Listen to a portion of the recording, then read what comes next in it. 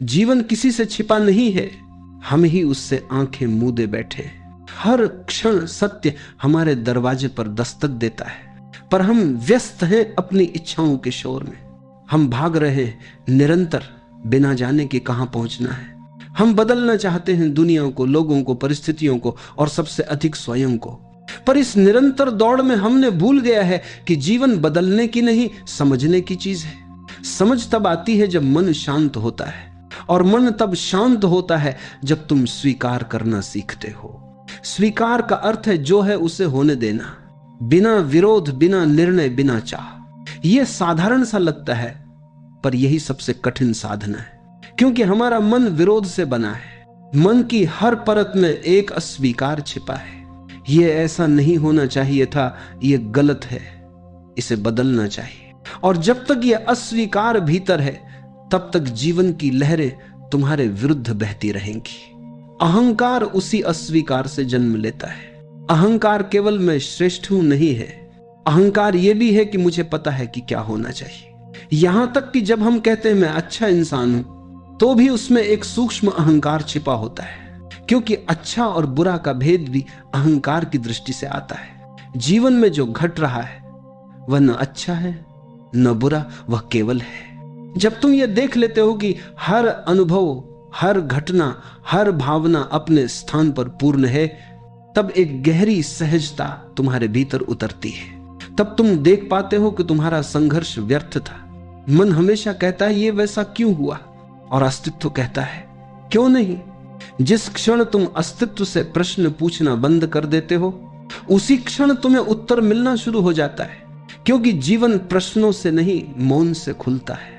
तुम जितना प्रतिरोध करते हो उतना ही द्वार बंद होता जाता है, और जब तुम कहते हो हां जो है वही ठीक है, तो द्वार खुल जाता है और भीतर से एक शांति की लहर तुम्हें छू जाती है। स्वीकार युद्ध का अंत है, ये हार नहीं है।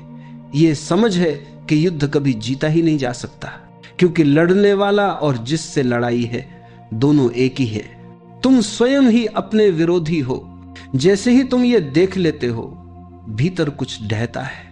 वह दीवार जो तुम्हें तुमसे अलग करती थी टूट जाती है, और वहां से एक नया जीवन शुरू होता है, जहां तुम चीजों को बदलने की कोशिश नहीं करते, बल्कि उन्हें देखना सीखते हो।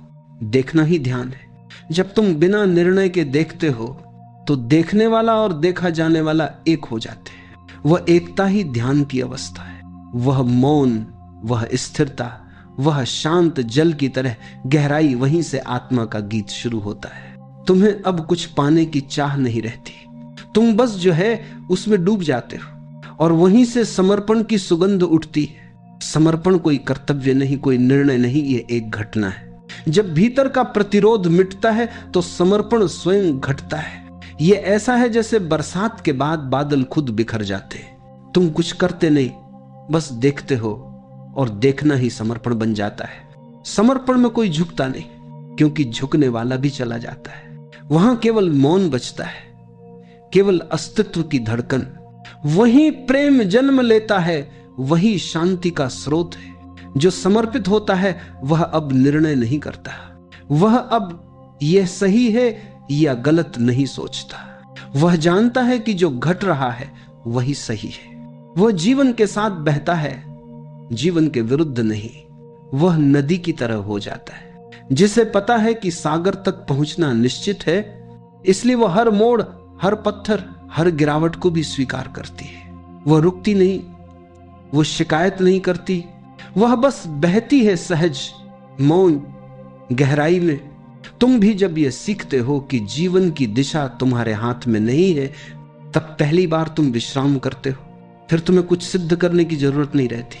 फिर तुम किसी से तुलना नहीं करते, क्योंकि तुलना वहीं होती है जहां अहंकार है। स्वीकार में कोई तुलना नहीं, कोई दौड़ नहीं, कोई मंजिल नहीं। बस हर क्षण एक नया फूल खिलता है और तुम उसे देख मुस्कुरा देते हो। पर मन कहता है यह आसान नहीं है, और हां, यह आसान नहीं, क्योंकि मन को खोना सरल नहीं। मन ने वर्षों से तुम्हें विश्वास दिलाया है कि तुम कुछ विशेष हो, कि तुम्हें कुछ पाना है, कुछ बनना है, कुछ साबित करना है। लेकिन जो वास्तव में जाग जाता है, वह जानता है कि कुछ भी पाने को नहीं है, क्योंकि सब पहले से ही है। जो खोजते हैं वे रास्ते में हैं, जो स्वीकार करते हैं वे पहुंच चुके हैं। कभी अपने भीतर झांको। तुम्हारा हर दुहक, हर तनाव, हर पीड़ा किसी अस्वीकार से ही पैदा हुआ है। तुम किसी बात को, किसी व्यक्ति को या स्वयं को नहीं कह रहे हो, और जब तक ये नहीं भीतर है तब तक शांति तुम्हारे पास नहीं आ सकती। शांति तभी आती है जब तुम कहते हो हां। ये हां किसी बात के लिए नहीं, ये हां जीवन के लिए है, अस्तित्व के लिए है। वह हां जब भीतर से निकलती है तो सारी सीमाएं टूट जाती हैं। तब तुम्हें लगता है मैं अब कुछ नहीं हूं और इसी में सब कुछ हूं। तुम अब लहर नहीं रहे, तुम सागर हो गए हो। फिर मृत्यु का भय नहीं रहता, क्योंकि जिसने समर्पण किया है उसके लिए मृत्यु भी केवल एक रूपांतरण है। वो जानता है लहर मिटती नहीं, वो बस सागर में लौटती है, और वह लौटना ही परम विश्राम है। जो इस सत्य को समझता है वह अब अपने जीवन को नियंत्रित नहीं करना चाहता, वह बस उसे देखता है जैसे कोई बादलों के बदलते आकार देखता है। हर आकार आता है, कुछ पल रहता है और चला जाता है, पर आकाश वही रहता है। तुम्हारा अस्तित्व भी वही है। घटनाएं आती जाती हैं पर तुम साक्षी बने रहते हो। साक्षी होना ही स्वीकार का शिखर है। जरा ठहरो, सांस की लय को महसूस करो। भीतर कहीं गहराई में कुछ शांत हो रहा है, जैसे कोई लहर समंदर में लौट रही हो।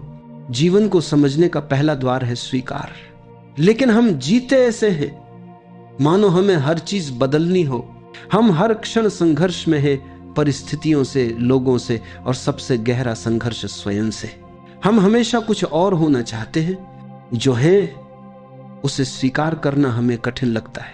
पर सत्य यह है कि जब तक तुम स्वयं को स्वीकार नहीं करते तब तक तुम जीवन को जान नहीं सकते, क्योंकि जीवन तुम्हारे बाहर नहीं, तुम्हारे भीतर ही धड़क रहा है। स्वीकार का अर्थ यह नहीं कि तुम हार मान लो। स्वीकार का अर्थ है जो है उसे देखने की क्षमता है। जैसे तुम किसी झील के किनारे बैठो और उसमें उठती लहरों को बिना नाम दिए, बिना निर्णय किए बस देखते रहो। न लहरें गलत हैं, न शांत जल सही, दोनों उसी झील के रूप हैं। मन हमेशा दो हिस्सों में बंटा रहता है। वह चाहता है कि अच्छा बने और जो बुरा लगता है उसे दूर कर दे। लेकिन जीवन द्वंद्व से नहीं, पूर्णता से चलता है। दिन के बिना रात नहीं, मृत्यु के बिना जीवन नहीं, दुहक के बिना आनंद नहीं। जो इन दोनों को